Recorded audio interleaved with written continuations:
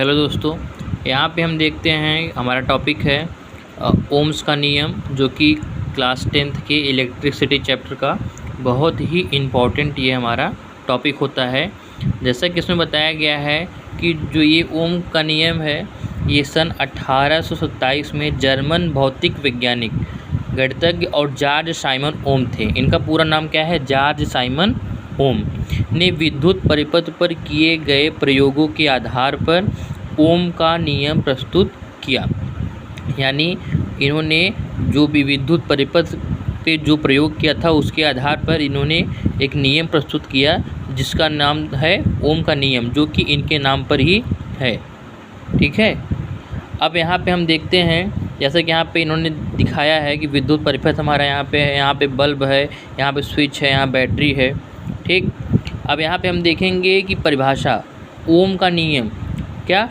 ओम का नियम कहता है कि किसी चालक में प्रवाहित होने वाली विद्युत धारा, जो भी अगर इंग्लिश में बोलेंगे तो करंट होता है, जिसको हम आई सिंबल उसका होता है। ठीक है, उस पर लगाए गए विभवांतर के सीधे समानुपाती होती है यदि तापमान स्थिर बना रहे। यानी अगर तापमान जो हमारा टेम्परेचर है वो कांस्टेंट रहेगा, तो हमारा जो उस पर लगाया गया जो विभवांतर होता है और वो क्या होता है, सीधे समानुपाती होगा यदि उसका तापमान कांस्टेंट रहे, स्थिर रहे। तो ओम्स का लॉ यहाँ पे देखिए होता है कि ओम्स का लॉ का जो सूत्र होता है V=IR, जो कि यहाँ पे जो V होता है वो वोल्टेज होता है, यानी विभवांतर। ठीक है, वोल्टेज होता है विभवांतर। ठीक है ना, दो विभव के बीच के अंतर को विभवांतर बोलते हैं, आप ऐसा समझ सकते हैं, या इसको पोटेंशियल डिफरेंस बोलते हैं। ठीक है, तो पोटेंशियल डिफरेंस, और यहाँ पे जो आई होता है ये धारा होता है, और जो करंट होता है हमारा, यहाँ पे उसको मतलब धारा को ही इंग्लिश में करंट बोलते हैं, और आर हमारा प्रतिरोध यानी रेजिस्टेंस होता है। आपको इस फिगर के माध्यम से बहुत ही अच्छे समझ में आएगा कि कभी कभी हमको वोल्टेज निकालना होता है, कभी कभी करंट निकालना होता है, और कभी कभी हमको क्या निकालना होता है, रेजिस्टेंस। तो हम फार्मूला बहुत भूल जाते हैं, तो हम अब आप कभी नहीं भूलेंगे। आप बस एक ऐसे ट्रायंगल बनाइए और सब में V, यहाँ पे सब में देखिए ऊपर V है, इधर सर्कल वाले में, इधर में क्या है हमारा I है, और दूसरे वाले में जो यहाँ पे येलो वाला है, यहाँ पे क्या है, R है। अब जो हमको निकालना है, अगर हमको V निकालना है तो V को सर्कल करेंगे, तो देखिए I×R, यानी I का मल्टीपल किससे हो रहा है, R से हो रहा है। और अगर V निकालना है अगर I निकालना है तो I को सर्कल कीजिए, देखिए V/R।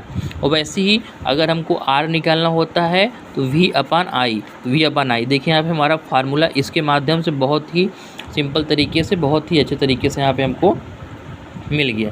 तो ये जो तरीका है बहुत ही यहाँ पे सर्कल का जो सिस्टम है बहुत ही यूनिक है, जिससे हम कभी भी भूलेंगे नहीं फार्मूला। ठीक है, ऐसे भी लिखेंगे, V यहाँ पे रहेगा, I यहाँ पे, R। अब जिसको अगर हमको निकालना हो उसको सर्कल कर लेंगे, फार्मूला अपने आप बन जाएगा। अब यहाँ पे क्या है, प्रतिरोध के बारे में बताया गया है, यानी रेजिस्टेंस के बारे में, कि जो प्रतिरोध का वह स्वाभाविक गुण है जिसके कारण कोई पदार्थ अपने से होकर बहने वाली विद्युत धारा का विरोध करता है। ठीक है, तो प्रतिरोध के कारण जो भी विद्युत धारा होगा उसका अपोज होगा, विरोध होगा, और जो प्रतिरोध का जो मात्रक होता है वो यही होता है ओम, जिसके नाम पर ये हमारा ये परिभाषा है ओम। इसमें देखिए आपकी परीक्षा में, बोर्ड एग्ज़ाम में ये क्वेश्चन बहुत बार पूछा जाता है कि एक ओम की परिभाषा क्या होगी। तो देखिए, यदि किसी चालक के सिरों पर 1 वोल्ट का विभवांतर लगाने पर उसमें 1 एम्पीयर की धारा प्रवाहित हो तो उस चालक का प्रतिरोध 1 ओम कहलाता है। ये बहुत ही इम्पॉर्टेंट आपका ये परिभाषा है। और यहाँ पे प्रतिरोध के बारे में देखिए, प्रतिरोध के बारे में बताया गया है कि प्रतिरोध विद्युत परिपथ में प्रतिरोध को एक विशेष प्रतीक द्वारा दर्शाया जाता है, कि जैसा कि परिपथ आरेख में दर्शाया गया है। आप लोग यहाँ पे देखिए, ये हमारा क्या है, यहाँ पे बैटरी है, यहाँ पे हमारा विद्युत बल्ब, यहाँ पे ये पूरा हमारा क्या है, विद्युत परिपथ यानी इलेक्ट्रिक सर्किट है, और यहाँ पे हमारा ये वायर होता है। अब आप लोग ये ध्यान रखिएगा, जब भी किसी भी बैटरी से जो विद्युत का प्रवाह होगा वो हमेशा पॉजिटिव से निगेटिव की तरफ होता है, यानी पॉजिटिव से जाएगा और निगेटिव की तरफ आएगा। और ये दो जो टर्मिनल होते हैं, तो इनके बीच का ही जो डिफरेंस होता है उन्हीं को हम यहाँ पे वोल्टेज या विभवांतर बोलते हैं, या पोटेंशियल डिफरेंस बोलते हैं। आशा करते हैं आपको अच्छा लगा होगा। अगर वीडियो आपको अच्छा लगे तो प्लीज़ लाइक सब्सक्राइब करिएगा। Thank you.